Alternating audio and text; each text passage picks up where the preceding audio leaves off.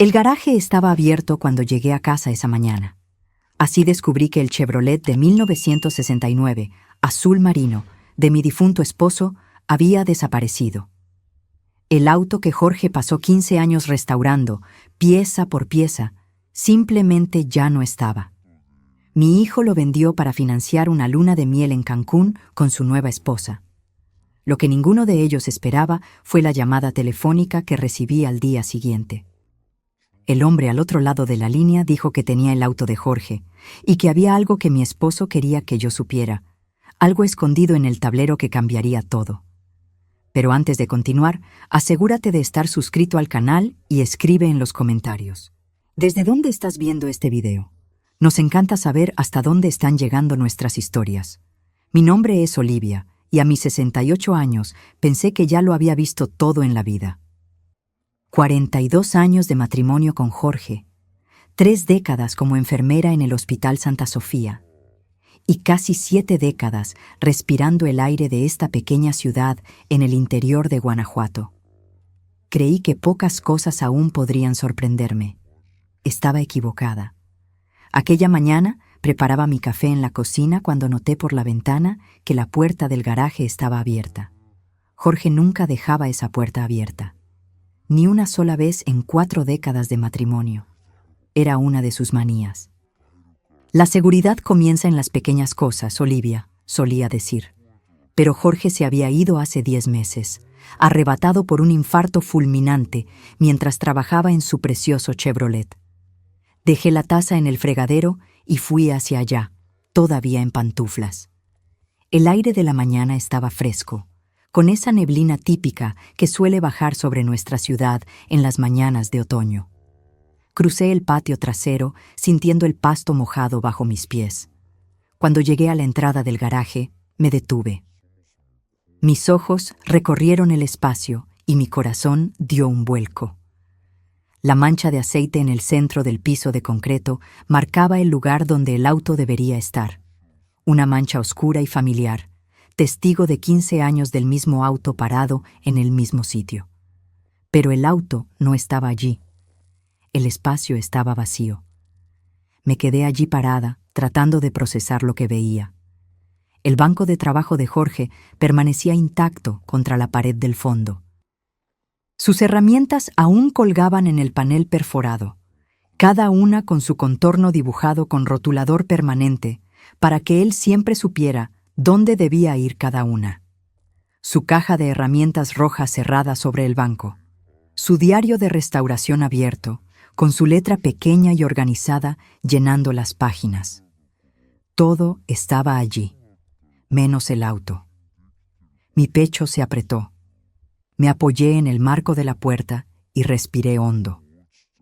En décadas como enfermera, había enseñado a cientos de pacientes a usar técnicas de respiración para controlar crisis de ansiedad. Ahora las necesitaba. Inspirar por la nariz, expirar por la boca. No servía. El pánico crecía. Fue entonces cuando escuché el sonido de un motor en la entrada de la casa. Me giré a tiempo para ver el auto importado de Rafael, mi hijo, estacionándose junto al portón. Bajó del vehículo e incluso a la distancia noté que no podía mirarme a los ojos. Su lenguaje corporal lo delataba todo. Hombros curvados, manos en los bolsillos, mirada en el suelo. A su lado, Marcela salió del asiento del pasajero, impecable como siempre, con sus gafas de sol de marca y ropa que probablemente costaba el valor de mi pensión de un mes. Caminé en su dirección, cruzando el jardín. Rafael se detuvo a unos metros del garaje. Sus ojos finalmente se encontraron con los míos. «Mamá», comenzó, titubeante. «¿Dónde está el auto, Rafael?» Tragó saliva moviendo el peso de un pie a otro. «Es de eso de lo que necesitamos hablar. ¿Dónde está el Chevrolet?» «Lo vendí». Las palabras flotaron en el aire como algo físico, pesado. Necesité unos segundos para procesarlas completamente. ¿Tú qué? Lo vendí ayer. Miró hacia el garaje vacío, luego al suelo. Necesitaba el dinero. Marcela y yo vamos a Cancún la próxima semana. Es nuestra luna de miel oficial. ya que no la hicimos cuando nos casamos hace 6 meses. Marcela dio un paso adelante, poniendo la mano en el brazo de Rafael como si lo reclamara. «Olivia», dijo ella, con esa voz artificialmente dulce. Ese auto llevaba casi un año parado. Era un desperdicio dejarlo allí acumulando polvo, ¿no crees? Además, este viaje es muy importante para nosotros. Mi mente todavía estaba tratando de comprender lo que estaba sucediendo. Ese era el auto de Jorge. El proyecto que ocupó cada fin de semana suyo durante 15 años. El auto que encontró abandonado en un desguace y juró que un día sería el orgullo de la familia. «¿Cuánto?», pregunté, la voz más firme de lo que esperaba. Rafael pareció sorprendido por la pregunta. «Conseguí un buen precio, 12,000 reales. Para un auto tan antiguo fue un excelente negocio. 12,000 reales. 15 años de dedicación de mi esposo valían 12,000 reales para mi hijo». «Debiste haberme consultado antes», dije, intentando mantener la compostura. «Era el auto de tu padre». «Mamá, tú ni siquiera conduces», respondió Rafael, su voz adquiriendo un tono defensivo. «¿Qué ibas a hacer con él? Papá se fue. Ese auto solo estaba allí. Era pasado. ¿Y crees que puedes simplemente deshacerte del pasado sin consultar a nadie?». Marcela interfirió de nuevo. «Olivia, no vamos a discutir esto, ¿verdad? El auto ya fue vendido. Partimos hacia Cancún el miércoles». «Será maravilloso, ya verás. Te traeremos recuerdos». La miré. Realmente la miré. 2 años desde que Rafael la presentó como novia. 6 meses de matrimonio. Y todavía no la conocía de verdad. No sabía dónde había crecido, qué le gustaba hacer, cómo era su familia. Mantenía a todos a distancia con esa sonrisa que nunca alcanzaba sus ojos. «Esto es entre mi hijo y yo», respondí. «Soy su esposa», replicó ella, inflexible. «Lo que es entre ustedes dos es entre todos nosotros». Rafael está intentando construir una vida. Los dos lo estamos. Sin duda entiendes eso. No respondí. Miré a mi hijo, esperando que dijera algo, que se pusiera de mi lado, que al menos reconociera lo que había hecho. Pero él permaneció en silencio, el brazo bajo el firme agarre de la mano de Marcela. «Tenemos que irnos», dijo finalmente. «Aún tenemos que terminar de comprar algunas cosas para el viaje». «Sí, tenemos muchas maletas que hacer», completó Marcela con una sonrisa. «Te mandaremos fotos de la playa, Olivia. Te encantará ver. Es tan hermoso allí, tan romántico». La crueldad de ese comentario para una viuda de 10 meses me golpeó como una bofetada. Subieron al auto sin más palabras. Cuando el vehículo se alejaba, Marcela bajó la ventanilla. «Cuídate, Olivia. Nos vemos cuando volvamos». Me quedé parada, observando el auto hasta que desapareció en la curva. Entonces regresé al garaje y me situé en el centro, exactamente donde la mancha de aceite marcaba el lugar del Chevrolet. El silencio se sentía diferente sin el auto, más vacío, más definitivo. Tomé el diario de restauración de Jorge, abierto sobre el banco. La última entrada era de 2 semanas antes de su muerte. Su letra parecía un poco más temblorosa de lo normal, tal vez ya presintiendo algo. Casi terminando el tapizado. «Después de eso, este bebé estará listo para nuestro viaje a la costa. Olivia finalmente aprenderá a conducirlo, incluso si tengo que arrastrarla al asiento del conductor». Cerré el diario y lo apreté contra mi pecho. Él tenía planes para nosotros, para ese auto, para nuestro futuro juntos, y ahora todo había desaparecido. Volví a la casa y me senté a la mesa de la cocina, el diario todavía en mis manos. El café que había preparado estaba frío. No importaba. No podría tragar nada de todas formas. Me quedé allí por horas, hojeando el diario de Jorge, leyendo sus notas meticulosas sobre piezas, medidas, ajustes. Cada página era un testimonio de su amor y dedicación. Cuando el sol comenzó a ponerse, cerré el diario. Ya había llorado todas las lágrimas que podía ese día. No sabía qué hacer a continuación, pero sabía que necesitaba hacer algo. Ese Chevrolet no era solo un auto. Era la última conexión física que tenía con Jorge, el último proyecto en el que puso su corazón y alma. Y mi hijo lo había vendido por 12,000 reales para impresionar a su esposa con un viaje a la playa. Lo que no sabía en ese momento era que la llamada telefónica que cambiaría todo vendría a la mañana siguiente. El teléfono sonó a las 7:15 de la mañana.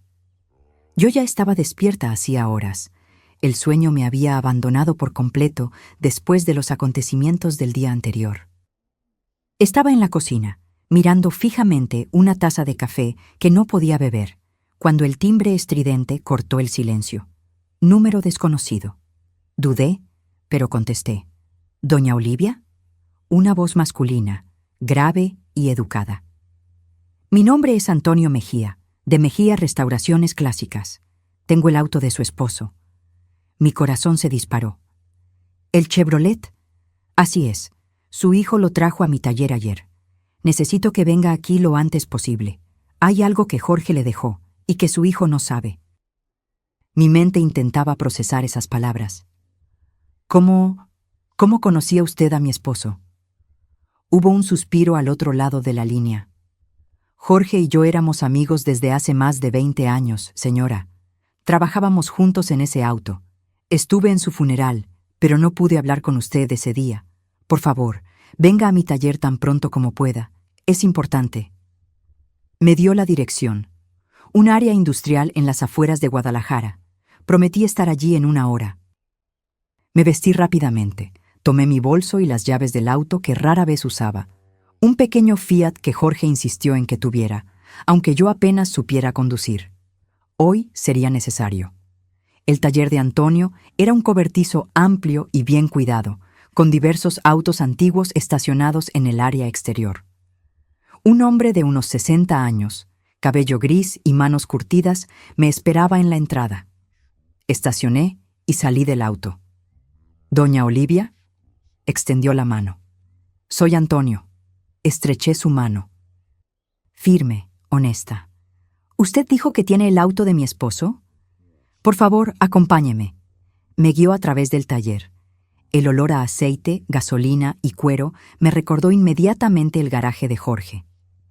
En el fondo del cobertizo, cubierto por una lona, estaba la inconfundible forma del Chevrolet 1969.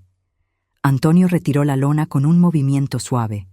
Allí estaba él, en su gloria completa. La pintura azul marino brillaba bajo las luces del cobertizo.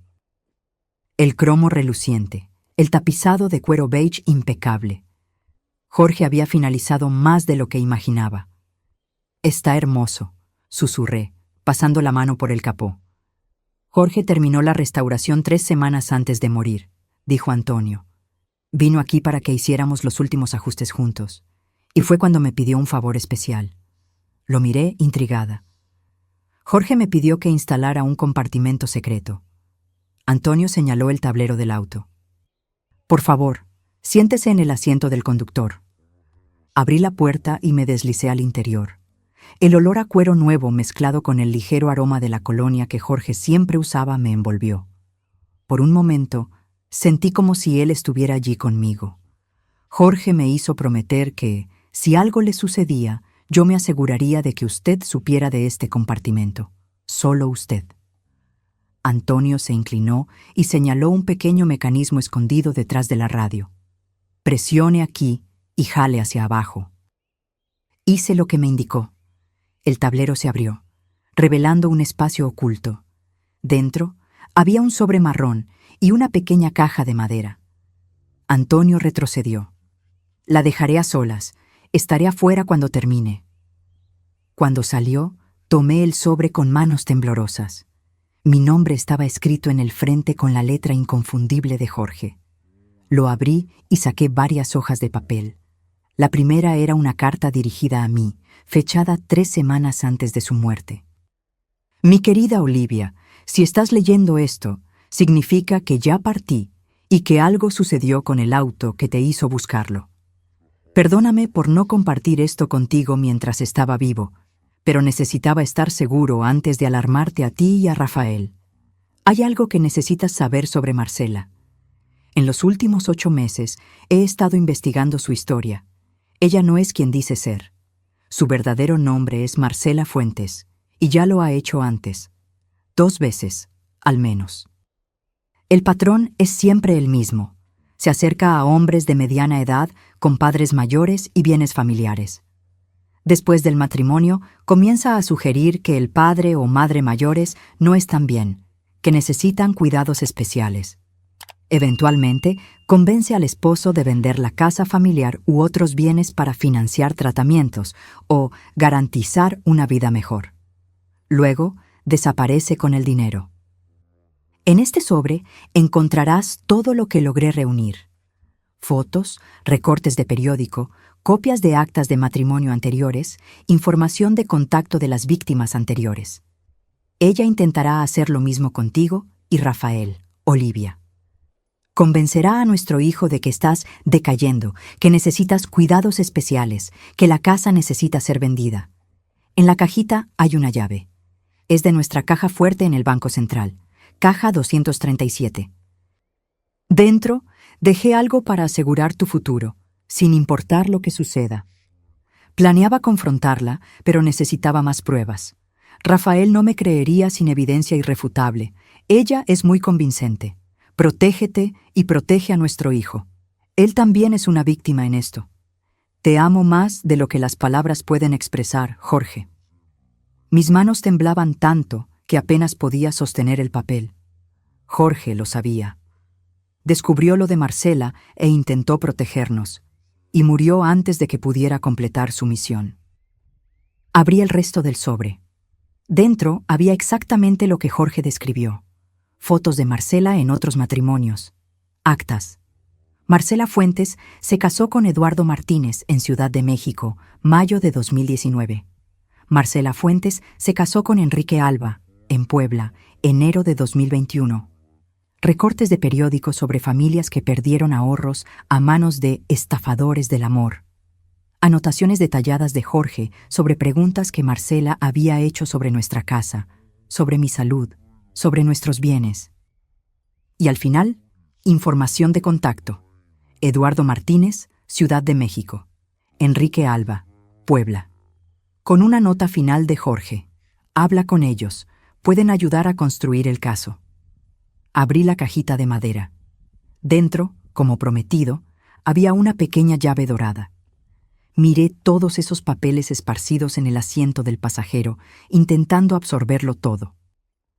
10 meses de luto, pensando que conocía a mi esposo completamente, y solo ahora descubría que él había cargado con esta carga solo, intentando proteger a nuestra familia hasta el final. Las lágrimas vinieron entonces, no silenciosas, sino sollozos profundos que sacudían todo mi cuerpo. Lloré por Jorge, por su protección silenciosa, por su amor que se extendía más allá de la muerte. Antonio regresó unos minutos después, quedándose respetuosamente a distancia hasta que me calmara. Me dijo que había algo importante allí dentro. Habló Antonio suavemente. Algo para protegerla a usted. Él descubrió quién es Marcela realmente, respondí secando las lágrimas. Y lo que planea hacer. Antonio asintió. Jorge sospechaba. Me contó algunas cosas, pero no todo. Dijo que necesitaba estar absolutamente seguro antes de confrontar a Rafael o a usted. Reuní los papeles y los guardé de nuevo en el sobre. Necesito ir al banco. Y luego, necesito llamar a estas personas que Jorge encontró. ¿Quiere que la acompañe? Por favor.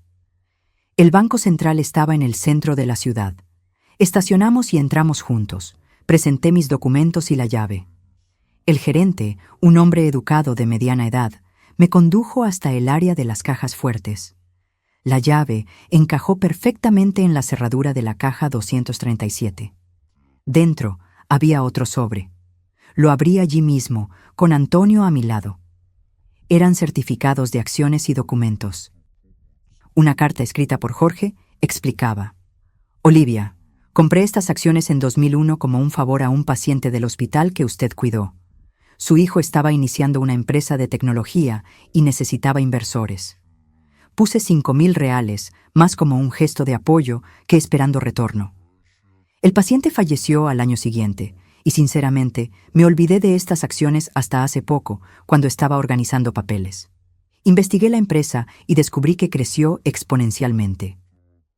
Estas acciones ahora valen más de lo que ahorramos en toda nuestra vida. Es su seguridad, su futuro. Si algo me sucede, úselas cuando lo necesite.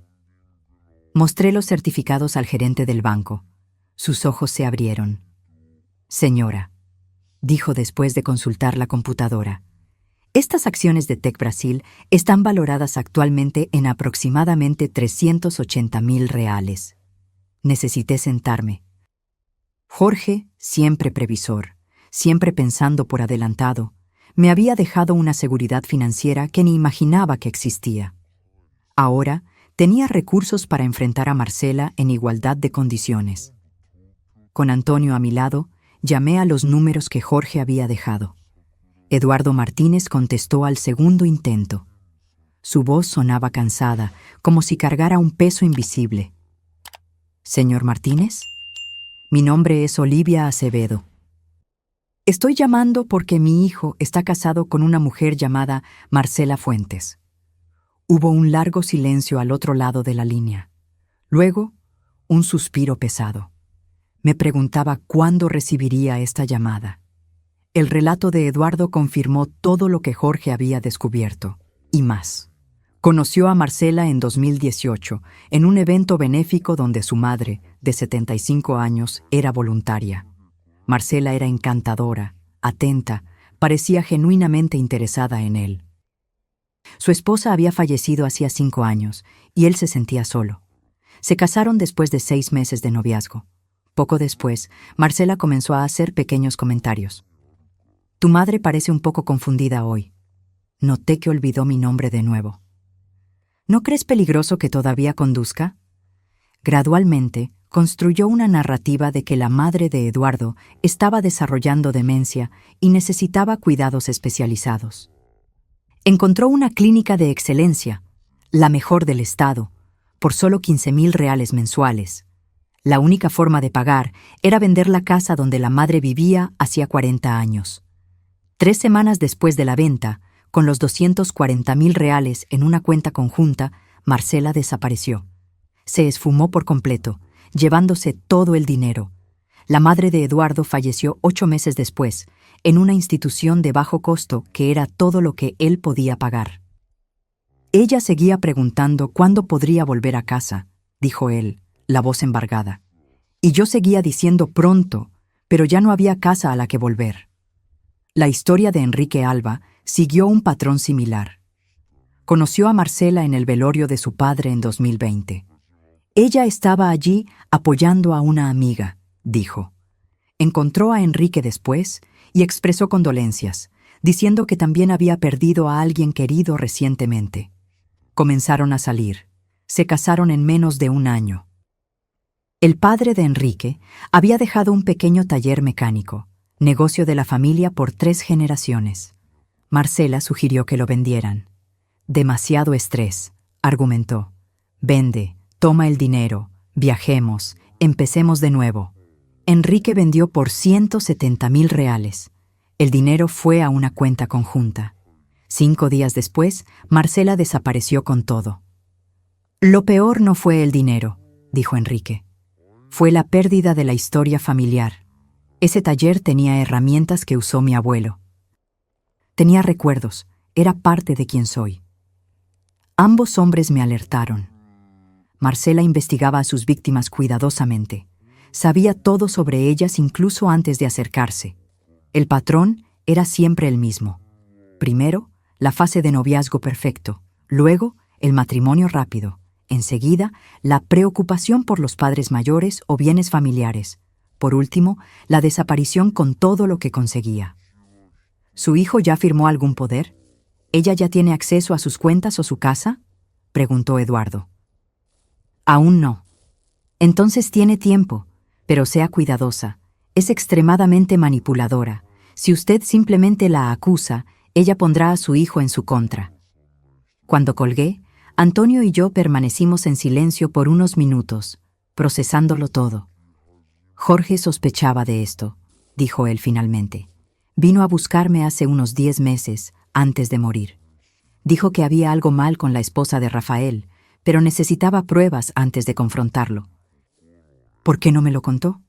Dijo que usted ya tenía muchas preocupaciones en el hospital, que si estaba equivocado, solo causaría problemas innecesarios, y si tenía razón, bueno, quería estar absolutamente seguro antes de lanzar esa bomba. Antonio sacó una tarjeta de presentación del bolsillo. Jorge también contrató a un investigador privado, Marcos Luna. Él puede ayudar a reunir más pruebas. Tomé la tarjeta y miré el Chevrolet estacionado allí. ¿Mi hijo le vendió este auto a usted? Antonio asintió. Por 12,000 reales. Él no tenía idea del valor real. Un Chevrolet 1969, completamente restaurado como este, vale por lo menos 100,000 reales, tal vez más para un coleccionista. El impacto de esa información me golpeó como un puñetazo. Mi hijo había sido engañado por Marcela en todos los sentidos. ¿Qué vamos a hacer ahora?, pregunté. Primero, necesitamos documentar todo, reunir todas las pruebas. Y luego, necesitamos hacer que su hijo vea la verdad por sí mismo. Sabía que tenía razón. Rafael no me creería si simplemente llegaba con acusaciones contra su esposa. Él necesitaría descubrirlo por su cuenta. Así comenzó mi misión para salvar a mi hijo y preservar el legado que Jorge dejó para proteger a nuestra familia. Esa noche, me senté a la mesa de la cocina y comencé a listar todo lo que había notado sobre Marcela en los últimos 2 años. Cosas pequeñas que aisladamente parecían inofensivas, pero juntas formaban un patrón perturbador. Hace 3 meses, Marcela comenzó a hacer comentarios sobre que yo parecía cansada o confundida. Hace 2 meses, Rafael me preguntó dónde guardaba la escritura de la casa y otros documentos importantes. Hace 6 semanas, durante una visita, Marcela tomó fotos de todas las habitaciones, alegando que quería ideas de decoración. Hace 1 mes, Rafael mencionó que yo había olvidado un almuerzo que acordamos, pero yo nunca había aceptado tal almuerzo. Hace 2 semanas, un folleto de una residencia de ancianos se cayó del bolso de Marcela cuando lo abrió para tomar el celular. Solo investigando para una tía, explicó rápidamente. El patrón se estaba formando exactamente como Jorge había previsto, exactamente como Eduardo y Enrique describieron. Marcela estaba construyendo pacientemente la narrativa de que yo estaba decayendo, preparando el terreno para convencer a Rafael de que yo necesitaba cuidados especiales. A la mañana siguiente, llamé a Marcos Luna, el investigador privado que Jorge había contratado. Aceptó reunirse conmigo inmediatamente en una cafetería cerca del hospital donde había trabajado. Un hombre de unos 50 años, con mirada atenta y postura discreta. Jorge era mi amigo, dijo después de que expliqué la situación. Cuando falleció, continué la investigación por mi cuenta, esperando que Marcela hiciera algún movimiento. No podía contactar directamente a la señora a menos que ella actuara, conforme prometía Jorge. Marcos abrió su carpeta y mostró lo que había reunido en los últimos meses, historial de la actividad en línea de Marcela. Bajo un seudónimo, participaba activamente en foros de cuidadores, haciendo preguntas sobre cómo convencer a ancianos tercos de que necesitaban asistencia. Búsquedas sobre costos de instituciones de larga estancia. Búsquedas sobre procedimientos de venta de inmuebles y transferencias internacionales. Ella también abrió 3 tarjetas de crédito a nombre de Rafael en los últimos 4 meses, reveló Marcos mostrando extractos. Deuda total de 27,000 reales. Ropa de diseñador, cenas caras, reservas en resorts. ¿Rafael gana cuánto como profesor? ¿5, 6,000 por mes? No es suficiente para sostener el estilo de vida que ella está construyendo. Marcos trazó un cronograma proyectado basado en las víctimas anteriores. Fase 1. Actual. Viaje romántico para crear recuerdos y dependencia emocional. Fase 2. 1-3 meses. Intensificar comentarios sobre mi declive cognitivo. Fase 3, 3-6 meses. Buscar diagnósticos médicos cuestionables. Fase 4, 6, 8 meses. Presionar para la venta de la casa e institucionalización. Su casa está pagada, ¿verdad? ¿Cuánto vale aproximadamente? Cerca de 350.000. Es exactamente a lo que apunta, junto con cualquier otro ahorro, o bien que usted y Rafael posean. ¿La policía puede hacer algo? Aún no. Ella no ha cometido ningún delito en esta ciudad. Los fraudes anteriores fueron en otras jurisdicciones. Hasta que ella efectivamente cometa fraude aquí o se apropie indebidamente de valores, las autoridades no pueden actuar oficialmente. ¿Entonces esperamos hasta ser perjudicados? Construimos el caso ahora. Documentamos todo. Cuando ella actúe, estaremos listos. Me miró con seriedad. Y Rafael necesita descubrir la verdad por sí mismo. Si usted simplemente se lo cuenta, ella lo convencerá de que está siendo paranoica o confusa, lo que encaja perfectamente en la narrativa que ella está construyendo. Sabía que tenía razón. Para salvar a mi hijo, necesitaría ser tan estratégica como Marcela. Rafael y Marcela partirían hacia Cancún en 2 días. Necesitaba actuar rápidamente. Con la ayuda de Antonio, Marcos y el acceso a los recursos que Jorge proveyó, elaboramos un plan. Primero, fui al banco y transferí una parte de las acciones a una nueva cuenta a mi nombre, con acceso restringido. Luego, registré en notaría una declaración detallando mis plenas facultades mentales, con certificados de 2 médicos geriatras renombrados. Cuando Rafael y Marcela partieron para su viaje, yo tenía todo preparado. La semana que siguió fue de intensa actividad. Marcos me ayudó a instalar cámaras discretas en mi casa, enfocándose principalmente en las áreas donde se guardaban documentos importantes: mi oficina, el cajón de la mesa de la sala donde guardaba la escritura y la pequeña caja fuerte en mi habitación donde guardaba joyas y documentos bancarios. También instalamos un programa de monitoreo en la computadora que yo rara vez usaba, pero que contenía carpetas con fotos familiares y documentos digitalizados. Antonio, por su parte, se encargó del Chevrolet. En lugar de devolverme el auto inmediatamente y alertar a Marcela, lo mantuvo en su taller, protegido. Ese auto es su mejor evidencia, explicó. Si Marcela sabe que lo recuperó, y más importante, que descubrió el compartimento secreto, acelerará sus planes o desaparecerá antes de que podamos atraparla. Durante la semana en que Rafael y Marcela estaban en Cancún, Marcos localizó y contactó a una tercera víctima que Jorge no había descubierto. Carlos Mendoza, un ingeniero jubilado de Monterrey. Su historia seguía el mismo patrón. Marcela, entonces usando el nombre Melissa, lo conoció durante un crucero, se casó después de un noviazgo relámpago y gradualmente lo convenció de vender su casa para invertir en un negocio prometedor. Desapareció con 300.000 reales 2 semanas después de la venta. Tengo pruebas suficientes para un caso criminal sólido, dijo Marcos durante nuestra reunión del viernes. Pero necesitamos atraparla infraganti. Si simplemente desaparece como hizo con las otras víctimas, será mucho más difícil rastrearla, especialmente si huye del país.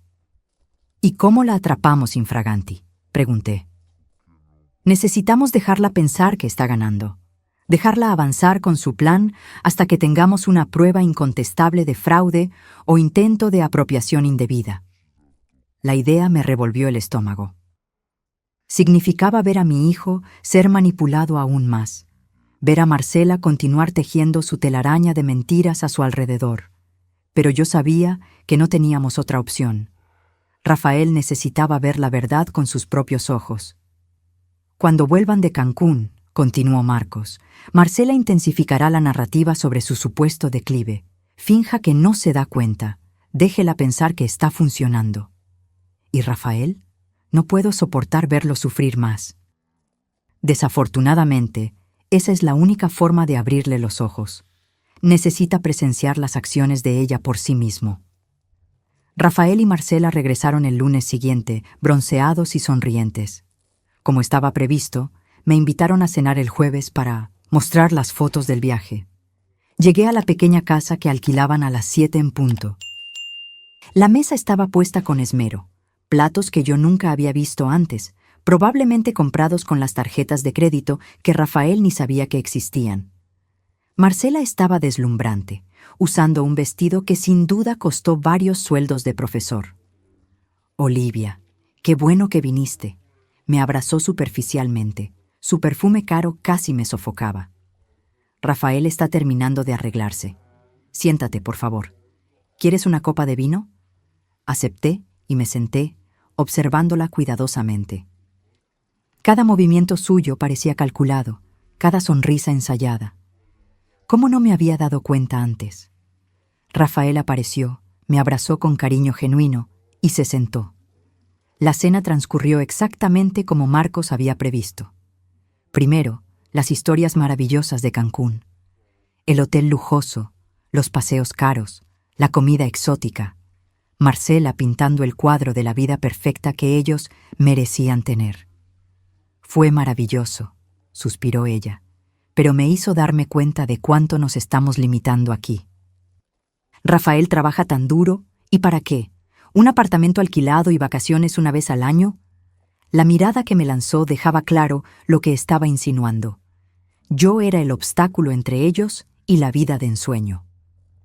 Entonces vino el primer movimiento directo. «Olivia», comenzó Marcela, inclinándose sobre la mesa con falsa preocupación. «Noté que parecías un poco confundida al teléfono ayer cuando te llamé. ¿Está todo bien?» Me quedé genuinamente sorprendida. Ella no me había llamado. «No me llamaste ayer, Marcela». Ella intercambió una mirada significativa con Rafael. «Sí te llamé, querida. Alrededor de las 3 de la tarde. Hablamos de las recetas que traje de Cancún, ¿recuerdas?» Rafael intervino gentilmente. «Mamá, ¿estás bien?» Marcela comentó que pareciste un poco desorientada durante la llamada. Así era como comenzaba. La construcción paciente de una realidad alternativa donde yo estaba perdiendo la memoria. Forcé una sonrisa confusa.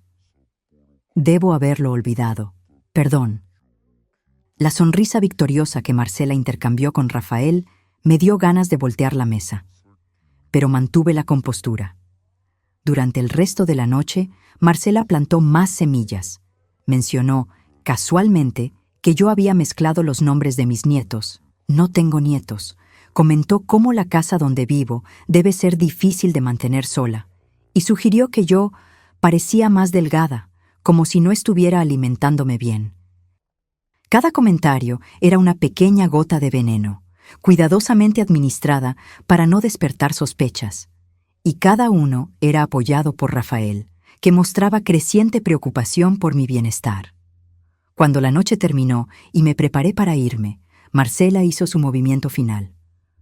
«Olivia, estábamos pensando», dijo dulcemente, sosteniendo la mano de Rafael. «Quizás es hora de considerar algunas opciones para hacer tu vida más fácil.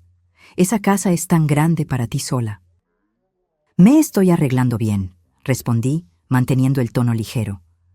«Claro que sí», sonrió Marcela, «pero todos necesitamos ayuda eventualmente. Hay lugares maravillosos hoy en día, comunidades para personas de tu edad, donde tendrías compañía, actividades, asistencia médica. ¿Y quién pagaría por eso?», pregunté inocentemente. «Bueno», dudó por un segundo, «la casa donde vives vale mucho. Si la vendieras, tendrías más que suficiente para varios años de cuidados de calidad». Rafael parecía incómodo, pero no contradijo a su esposa. La semilla ya estaba plantada en su mente. «Lo pensaré», respondí vagamente. Al salir, Rafael me abrazó un poco más fuerte de lo normal. «Te amo, mamá. Solo queremos lo mejor para ti». «Lo sé, hijo, lo sé». De camino a casa, llamé a Marcos y relaté toda la conversación. Él estaba escuchando de todas formas, a través del pequeño dispositivo de grabación escondido en mi bolso. «Perfecto», dijo. «Está siguiendo exactamente el guión que previmos. Ahora, necesitamos dejarla avanzar hasta que tengamos evidencia concreta». Las 2 semanas siguientes fueron un ejercicio de paciencia y autocontrol. Marcela intensificó su campaña. Llamadas preocupadas para verificar si estaba tomando mis medicinas correctamente. No tomaba ninguna medicina aparte de una vitamina. Visitas sorpresa para ayudar con la limpieza, durante las cuales ella fotografiaba documentos cuando creía que no estaba siendo observada, y constantes comentarios sobre mi supuesta confusión y fragilidad. Rafael estaba cada vez más convencido de que algo andaba mal conmigo. Yo podía ver la creciente preocupación en sus ojos, la forma en que me hablaba más despacio, cómo verificaba 2 veces si yo había entendido lo que él decía. Aquello me partía el corazón. Entonces, un jueves, sucedió. Marcos me llamó a mitad de la tarde. Ella está haciendo su jugada. Acaba de programar una cita con un neurólogo para usted la próxima semana. Un médico en particular que tiene historial de diagnósticos cuestionables en casos similares. Y más importante, está intentando obtener un poder a su nombre. ¿Cómo podría conseguir eso? Falsificó su firma en un documento preliminar. Estamos monitoreando. Va a necesitar que usted firme el documento final en presencia de un notario. Probablemente intentará confundirla sobre lo que está firmando. Ese es el momento que estábamos esperando. ¿Y Rafael? Él no sabe del poder. Lo está haciendo sin su conocimiento. Es perfecto. Será la prueba que su hijo necesita. El plan se puso en marcha. Acepté cenar en su casa de nuevo el sábado siguiente.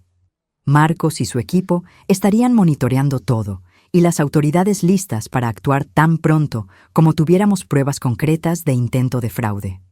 Llegué puntualmente a las 7. Esta vez, solo Marcela estaba presente.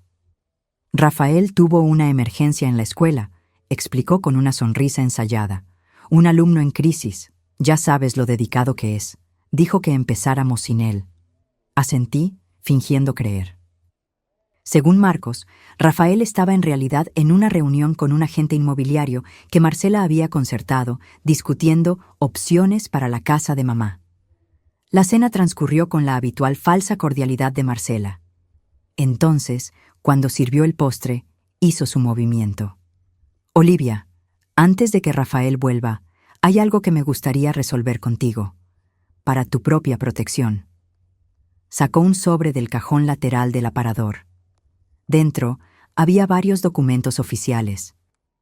Son solo unos papeles para asegurar que podamos ayudarte en caso de que algo suceda, explicó, deslizando los documentos hacia mí. Un poder simple, para emergencias médicas y administrativas. Examiné los papeles lentamente, como si estuviera confundida. Era exactamente lo que Marcos había previsto. Un poder amplio que le daría a Marcela, no a Rafael, noté, control completo sobre mis finanzas, propiedades y decisiones médicas. Necesitamos un testigo para esto, ¿no? Pregunté inocentemente. Ya me encargué de eso, respondió Marcela rápidamente, revisando el reloj. Un amigo notario está en camino, él hará todo oficial. ¿Y Rafael?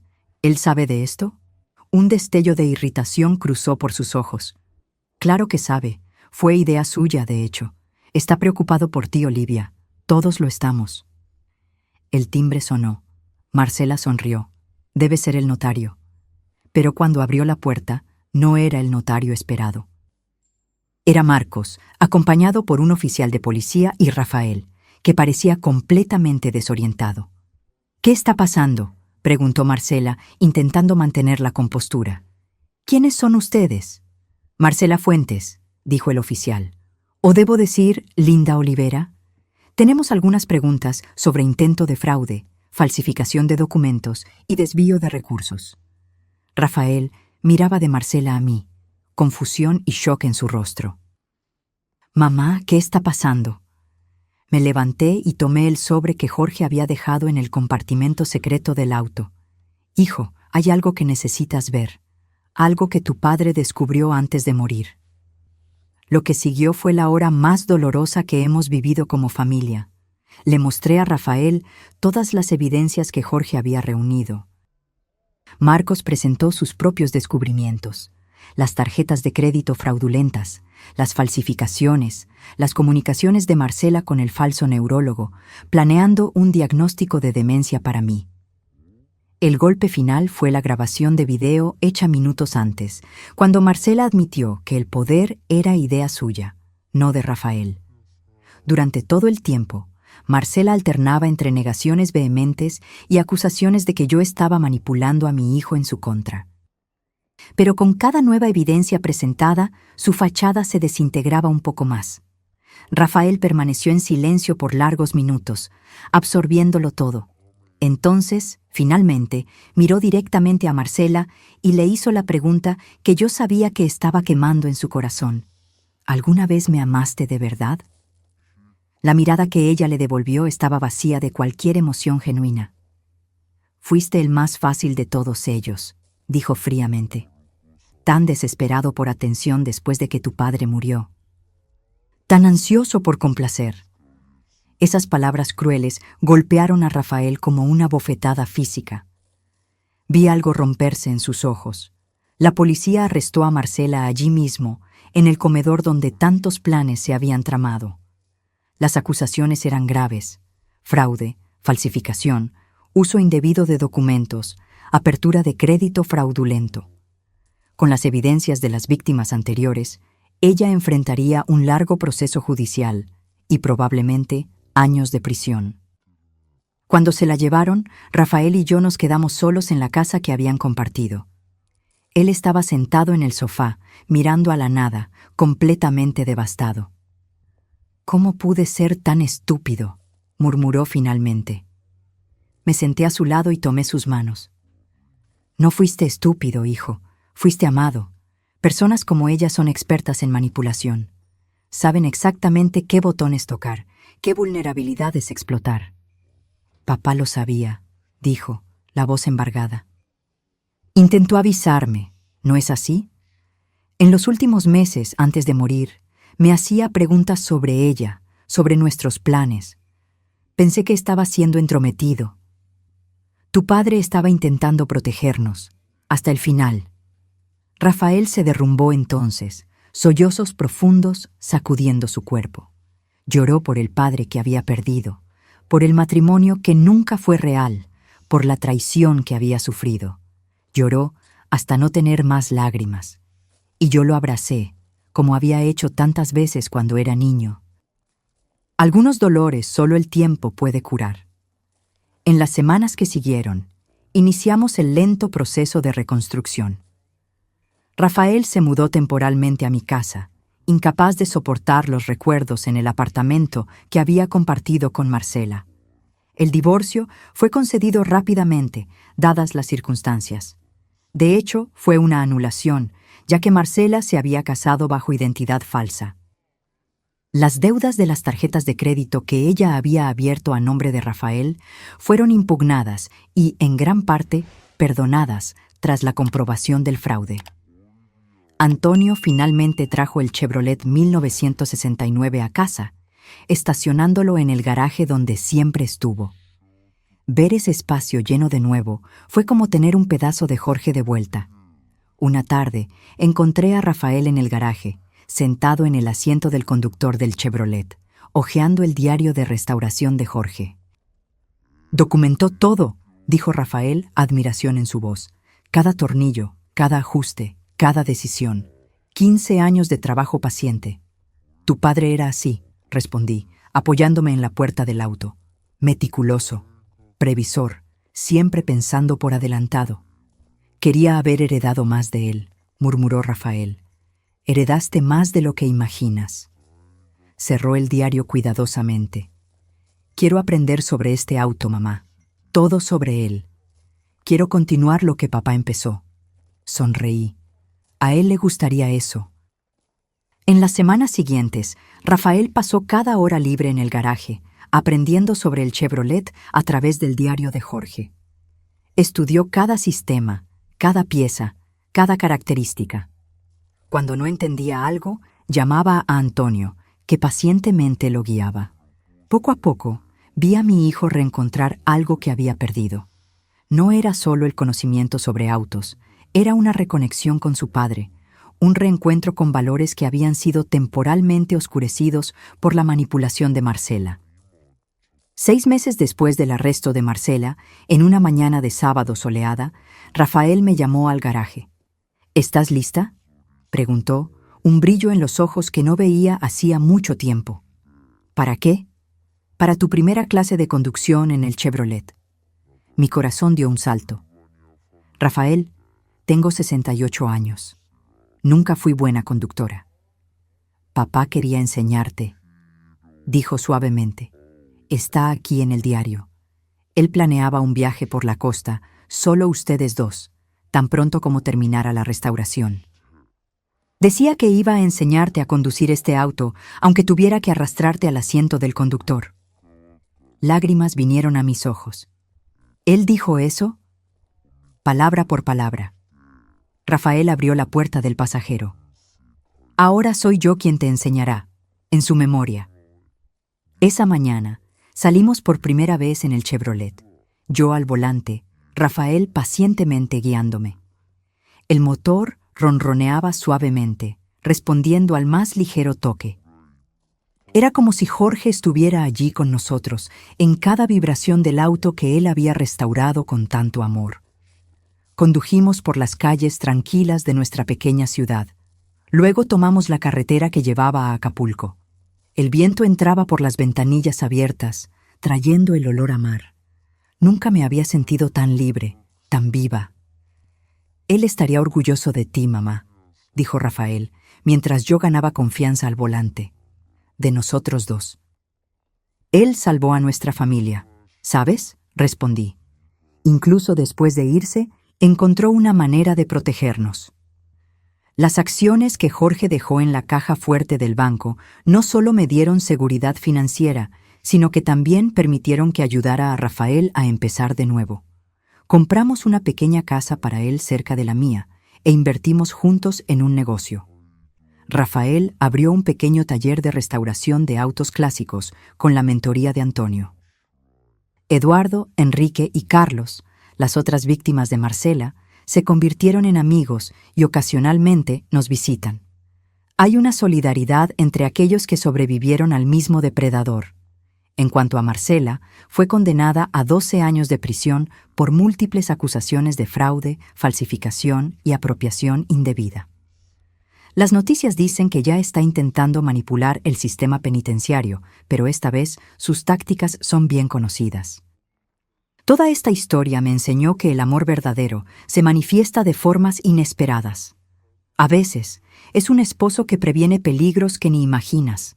A veces, es un hijo que encuentra la fuerza para reconstruir después de una traición devastadora.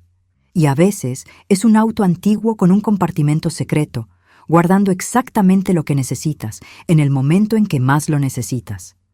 Jorge nos dejó mucho más que un auto restaurado. Nos dejó un legado de protección, previsión y amor incondicional.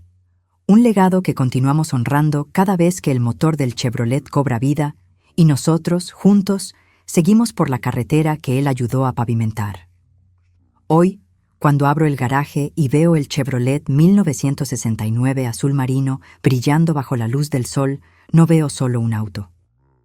Veo la prueba de que el amor verdadero persiste más allá de la muerte, que la verdad eventualmente prevalece sobre las mentiras y que incluso en las pérdidas más dolorosas podemos encontrar nuevas razones para seguir adelante. Y cuando conduzco ese auto, con el viento en la cara y la carretera abriéndose ante mí, sé que Jorge está conmigo.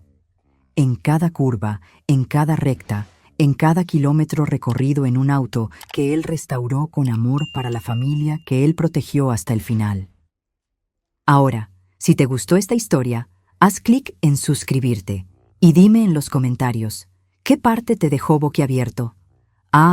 Y no olvides hacerte miembro para tener acceso a videos exclusivos que no publico aquí. Te espero allí.